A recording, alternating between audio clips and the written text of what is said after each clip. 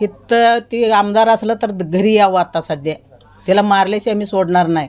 लोकांचं पैसे 4 पैसे खाऊन ते आमदार झाला. स्वतः जीवावर आमदार झाले नाही. आम्ही लोकांचं पैसे खात नाही. त्याला खरे आईबापाचं पिल्लू असले ते तर माझ्या दारात यावं. मग त्याला बघ कसं होऊन जाईल ते. घरात येऊन मारणार असं आम्ही मारणार. ती धमकी टाकतो ना माझ्या मुलग्याला येऊन घरात येऊन मारतो म्हणून यावं ते.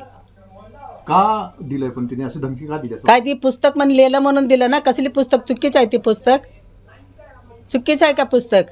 चुकीचं वाचून दाखवा ना. वाचून दाखवून ते धमकी द्यायचं. चुकलं तर चुकलेत का पुस्तक? तिला सोडायचं नाही आता. यावं ते.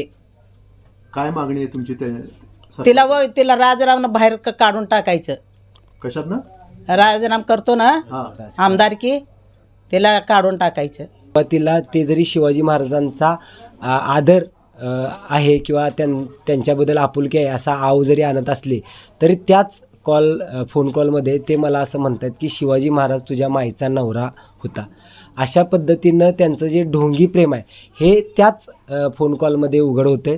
हे त्यांची अशीसुद्धा मागणी होती की तुम्ही ह्या पुस्तकाचं जे शिवाजी कोण होता हे शीर्षक आहे हे बदला.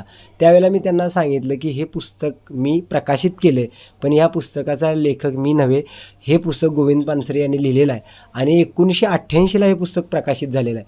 त्यामुळं 1988पासून 2015पर्यंत अनेक वादविवाद ह्या पुस्तकावरून झालेले आहेत आणि तो अधिकार आता आमच्याकडं नाही आहे शीर्षक बदलण्याचा.